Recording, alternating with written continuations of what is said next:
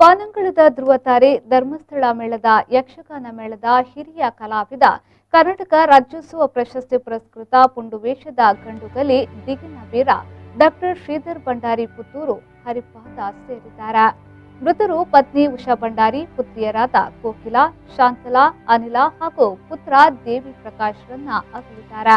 ಯಕ್ಷಗಾನ ಕ್ಷೇತ್ರದಲ್ಲಿ ಅಭಿಮನ್ಯು, ಬಬ್ರುವಾಹನ, ಕೃಷ್ಣ, ಭಾರ್ಗವ ಹೀಗೆ ಹಲವು ಪಾತ್ರಗಳಿಗೆ ಮಾರ್ಗದರ್ಶಕ ರೂಪವಾಗಿದ್ದ ಕುರಿಯ ವಿಠಲ್ ಶಾಸ್ತ್ರಿಗಳು, ಕೃಷ್ಣನ್ ಬಾಬು ಹೀಗೆ ಹಲವು ಹಿರಿಯರ ಅಭಿವ್ಯಕ್ತಿಯನ್ನ ಅಳವಡಿಸಿಕೊಂಡು ಬೆಳೆಸಿದವರಲ್ಲಿ ಶ್ರೀಧರ ಭಂಡಾರಿಯವರು ಪ್ರಮುಖರು.